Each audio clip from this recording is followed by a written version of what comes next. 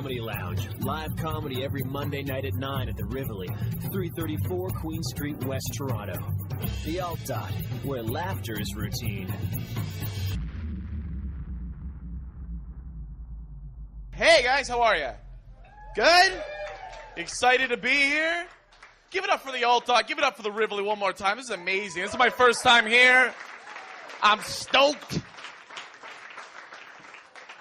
I'm just happy to be here because it's the first time I left the house since I got American Netflix. So, thank you all for being here to support me. Been watching a lot of Breaking Bad. Any Breaking Bad fans in the house? What? It's amazing what watching 8 hours of a TV show can do to your mind. Like at the end, I'm like, I could manufacture and sell drugs. No problem. I'd have to do that at my mom's house in Stony Creek, but that's not the point. I could chop some stuff. I don't even know what that means. See? Okay, I'm going to let you guys in a little bit on my life. I could not deal drugs because I'm the biggest wimp in the world because I danced competitively growing up. Don't let the muscles fool you. This is because of all of that. Tap, jazz, ballet, music theater, whatever. Junior Miss Can Dance Canada 2010. She was like 99. Whatever, it's not important. I tried to deal drugs in high school. Terrible at it. I'd walk up to guys like, excuse me, gentlemen, are you guys looking for some marijuana? They're like, yeah, man, what do you got? I'm like, well, I've got 5 bags and 6 bags and 5, 6, 7, 8, and 1, 2, 3, 4, 5, 6, pot of boo-ray. I haven't danced in a long time. I take a lot of naps. I was in a drug deal gone wrong once. I was like, just take all my drugs, take all my money, but please don't punch me in the face because I have a recital tomorrow. I'm trying to get high silver. I did the same thing with Sopranos. Any Sopranos fans in the house?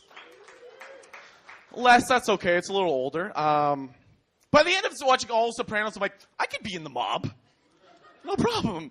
Like, I look kind of Italian. I'm not. Irish, Polish, Russian, and native. No idea how it was made. I know there was alcohol and maybe some model airplane glue. I don't know. I wouldn't be let into the mob, but if I was ever in the mob, I'd be killed so quickly. Just based on, like, what I tell cab drivers about my life while I'm cabbing home from the bar. Think about it. It always starts the same, too. Hey, man. I usually bring a beer with me. Hey, man. How's your night going? He's like, very good, sir. I'm like, that's good. And then, like, 6 minutes later, I'm like, and now I'm in love for the first time. And it's scary. He's like, yes, very scary, sir. I'm like, are you talking to me? He's like, no, my cousin, Bluetooth. I'm like, I'm pouring my heart out back here. It's 3:30 in the morning. What is your cousin doing up? You get me drunk, you put me in a cab, you cab all the way back to my house. I'll give the cab driver enough information to take down the whole Gambino crime family. And all their Lockport Gambino Fords. It's a basic cable joke. I know you're a little richer in Toronto. I'm from Hamilton, so work with me. Oh, Sopranos. I love Italians. Any Italians in the house? That's good. Congratulations.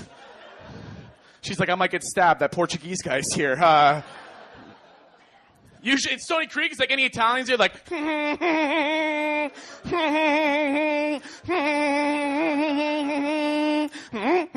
I'm like, where do you even get that horn?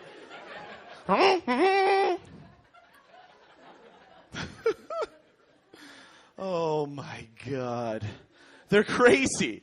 But it's amazing because they'll go crazy during the World Cup, but like Team Canada's in the gold medal game, they score a goal, and the guy's like, oh fuck, great on, Team Canada, honk. The guy's like, hey, keep it down. You fucking animal, you crazy. You're upsetting my grass. Sir, it's winter. He can still hear you. Oh my God. I love all Europeans. I love Italians. I love them all. I love them because they have such an interesting outlook on life. Like, you ever hear those stories like, I came to Canada in 1917. I had $7. Now today I own 37 bakeries. I'm like, how do you get that far? I went to theater school and now I'm here tonight. You know what I mean? Like, and this is huge for me. This is like the biggest night of my career.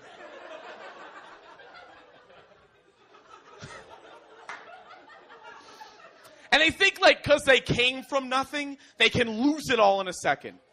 You know what I mean? Like they think you should get married, get a house, and then never fucking leave again. Because it's too risky. I'm not going to lose nothing. I have a house. That's it. I'm not going to go aside. Like, I'll give you an example.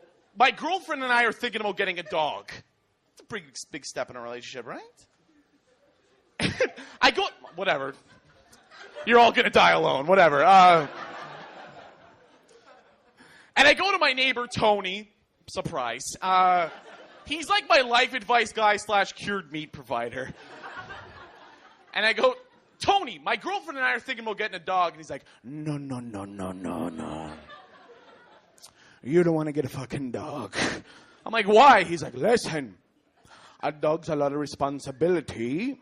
And I don't like to use bad language, but you're not very fucking responsible. You sleep all day, you stay up all night. I don't know what you do. You wake up. I don't know. So you're going to get the dog. You're not going to train the dog because, like I said, you're fucking lazy. So the dogs are going to shit on the floor. And you're not going to clean it up because guess what? You what? I'm lazy. You're lazy. Then your girlfriend, she has a friend, you know. The little friend has a baby. It's a half-black baby. Don't get me started on that. Guys, the character is racist. I'm not racist. The character says half-black baby. Don't get me started. I think that's offensive. The baby's going to come over. He's going to play around, and then he's going to fall. He's going to fall face first into the shit. The shit's going to get into the eye. The eye's going to get infected. The baby's going to lose the eye. The parents are going to sue you, and then you're going to lose your house.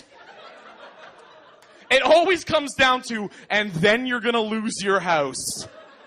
I go to the grocery store, but I don't push the cart. I push the cart. I hit someone's foot. They lose their toe. I lose my fucking house. I'm not going to do it. It's too risky. I'm going to tell you guys one more quick thing before I get out of here. Thank you guys so much for having me tonight. Give yourself a round of applause. This has been amazing. So, I'll just tell you quickly. I'm in love. Give it up for love. And I have a girlfriend now for the first, if you knew me before, it'd be a much bigger round of applause. I was a real piece of shit for a long time. And now I find that we're getting in fights a lot. They're just bullshit fights. You know what I mean? Like, you have no idea how you got there. You have no idea how you're going to get out. It's like looking at a French-Canadian crossword. You know what I mean? I hope the word bibliothèque is in here. It's the only word you remember, right? I'll give you guys a quick example of one of my beliefs. I don't believe this anymore because she's made me a better person. She's here tonight, so I have to say that. I believe anything under $19.99, I think you should be able to steal. I used to think this. I think anything under $19.99, if you can get it in your pocket, you can get it out the door, I think you should be able to keep it. Usually anything under $19.99 doesn't have a security tag on it. I know that when I was working at Winners and I got fired for theft. It's not part of the story, though. So see this belt right here, this brown belt? It's love. I'm not showing you my ass. I don't work out my legs. I don't know if you guys can tell. And I stole it, and my girlfriend's like, where'd you get that belt? I'm like, oh, I stole it. She's like, what? And like an idiot, I repeat myself. I'm like, I stole it. It was under $19.99. This is me, babe. She's like, we need to talk. I'm like, oh, fuck. How many B's are in bibliothèque? She's like, babe, people who lie are people who cheat. And people who steal are people who lie. People who steal are people who cheat. I don't want to get myself in a relationship with you. Spend 20 years of my life with you, and then you're off stealing things, and then you're banging on the girl because you're such a good liar. And then we have kids, then we get a house, and then you get bored of stealing small stuff. So you start stealing like cars, and you're so heated about it, you get to just park them in front of our house. Like, what an idiot. You're such an idiot. And you're going to get caught, then you're going to go to jail, then we're not going to be able to pay our bills, and then we're going to lose our house. And I'm like, have you been talking to our neighbor? My neighbor sticks his out. He's like, now you're going to lose your house and your girlfriend, you clock. I've been Eric Johnston. Everyone, thank you. Have a good night.